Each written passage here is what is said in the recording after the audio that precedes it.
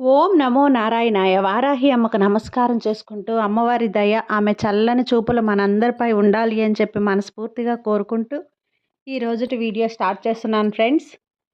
ఇక ఈరోజు వీడియోలో మనం చూడబోయేది ఏంటి అంటే, మనం ప్రతిరోజు వారాహి అమ్మవారిని ఎంతో ఇష్టంగా పూజిస్తూ ఉన్నాం కదండి.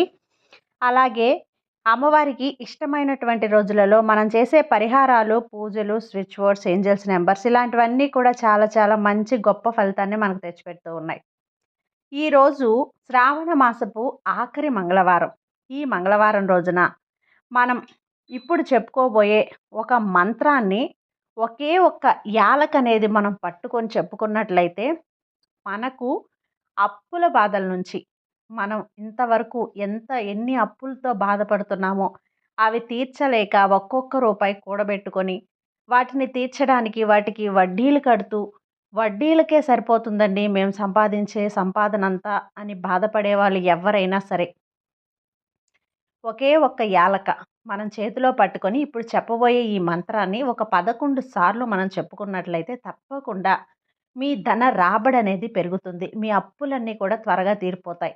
మీరు ఏ పని చేసినా కూడా ఆ పనిలో మీరు అభివృద్ధి సాధించి మీకు ధన సంపద అనేది పెరిగిపోతూ మీకు ఇంకా ధనం మీకు వచ్చే దారులనేటివి ఏర్పడుతూ ఉంటాయన్నమాట. అనేక విధాల మీ వ్యాపారాలు కానీ, మీకు ఉన్న ఉద్యోగాల్లో ఇంక్రిమెంట్స్ రావటం కానీ, ఇలాంటివన్నీ కూడా సంపద అంటే డబ్బు రాబడనేది మీకు ఎక్కువగా జరుగుతుంది.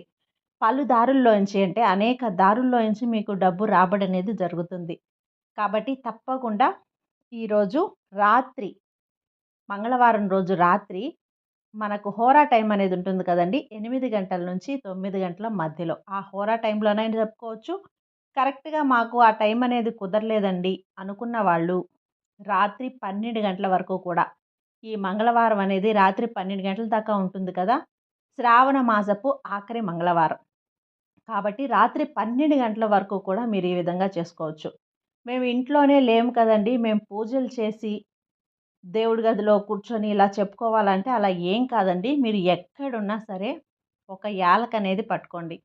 అది హాస్టల్స్‌లో ఉన్న వాళ్ళకి మాకు యాలక్కాయ దొరకదు గదా! ఎలా చేయాలి అంటే అవేమీ లేకపోయినా కూడా ఇప్పుడు చెప్పబోయే ఈ మంత్రాన్ని మీరు 3 సార్లయినా కానీ, లేదంటే 11 సార్లు కానీ, ఒక 9 సార్లు కానీ ఒక పేపర్‌లో రాసి దాన్ని ఆ రాసిన మంత్రం పేపర్‌ని మీ బుక్స్‌లో కానీ, మీ మనీ పర్స్‌లో కానీ, మీ హ్యాండ్ బ్యాగుల్లో కానీ, లేదంటే బీరువాలో మీరు నగలు దాచే చోట కానీ, ఎక్కడైనా సరే డబ్బులు ఎక్కడైతే మీరు తీస్తూ పెడుతూ ఉంటారో ఆ చోటనేది పెట్టేయండి. మీరు ఇంట్లో చేసుకొని యాలక్కాయ మీకు దొరికినట్లయితే యాలక్క అనేది పట్టుకొని ఈ విధంగా చేసి ఆ యాలక్కాయని మీరు బీరువాలో కానీ, పర్స్‌లో కానీ, మీ గల్లాపెట్టెలో కానీ పెట్టుకోండి. మేము హాస్టల్స్‌లో ఉన్నవాళ్ళైతే పేపర్‌లో రాసి పెట్టుకోండి. ఇంట్లో ఉన్నవాళ్ళైతే యాలక్కాయ పట్టుకొని మంత్రాన్ని చెప్పుకొని యాలక్కాయననేది పెట్టుకోండి. యాలకంటే తెలుసు కదండీ! లక్ష్మీదేవి స్వరూపం. యాలక్కాయ ఉన్న చోట లక్ష్మీదేవి అక్కడే కొలువై ఉంటుంది. యాలకలు, పచ్చకర్పూరం ఇలాంటివన్నీ కూడా లక్ష్మీదేవికి ప్రతిరూపాలుగా మనం చెప్పుకుంటూ ఉంటాం. కాబట్టి తప్పకుండా ప్రతి ఒక్కరూ కూడా ఈరోజు రాత్రి పడుకోబోయేలోపు 12 గంటల లోపు ఈ మంత్రాన్ని చెప్పుకొని యాలక్కాయ పట్టుకొని ఈ మంత్రాన్ని 3-9 సార్లు వరకు లేదు అంటే 11 సార్లు వరకు ఎవరైతే చెప్పుకొని ఈ మంత్రాన్ని యాలక్కాయననేది మీరు దాచుకుంటారో వాళ్ళకి లక్ష్మీదేవి కదలి వచ్చి వాళ్ళ ఇంట్లోనే స్థిరపడిపోతుందండి. కాబట్టి తప్పకుండా ఈ పరిహారం ఈరోజు తప్పకుండా చేయండి. ఈరోజు మిస్ అయ్యామండి.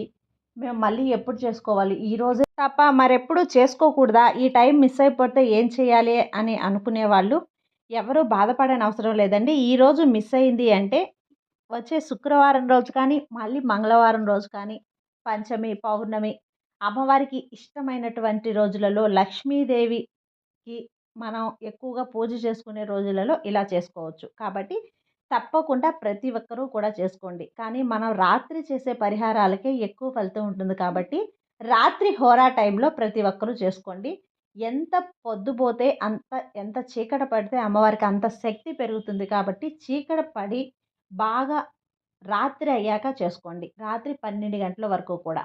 కాబట్టి ఆ యాలక్కాయని మళ్ళీ ఎప్పుడు మార్చుకోవాలి అంటే ఒక నెలకో 2 నెలలకో ఒకసారి మళ్ళీ మీరు ఇదే విధంగా ఈ మంత్రాన్ని చెప్పుకొని యాలక్కాయ తీసేసి మళ్ళీ యాలకను పెట్టుకోవచ్చు. అలా తీసిన యాలక్కాయని పారే నీళ్ళల్లో కానీ, చెట్టు మొదట్లో కానీ పడేయండి. ఎవ్వరూ తొక్కని చోట్ల. ఇక మంత్రం ఏంటి అంటే స్క్రీన్ మీద ఇస్తాను చూడండి ఫ్రెండ్స్. ధనవశంకరి వారాహి వా వా స్వాహ.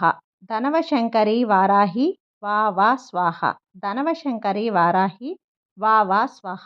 ఇలా ఈ మంత్రాన్ని 3 సార్లైనా, 9 సార్లైనా, మీకు ఇంకా ఓపిక ఉంటే 11 సార్లైనా, 21 సార్లైనా, ఎన్ని సార్లైనా చెప్పుకోండి.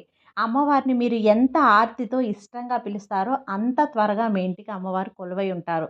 మీ ఇంటి గడప అనేది అమ్మవారు తొక్కుతారు.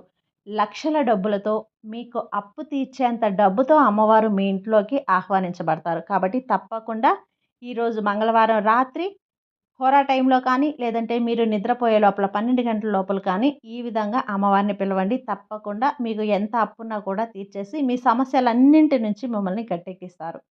అది ఫ్రెండ్స్ ఈరోజుటి వీడియో. ఈ వీడియో మీకు నచ్చినట్లయితే లైక్ చేయండి. అలాగే సబ్స్క్రైబ్ చేయండి. మరికొంతమంది భక్తులకు షేర్ చేయండి. సర్వే జన సుఖినో భవంతు. జై వారాహి మాత.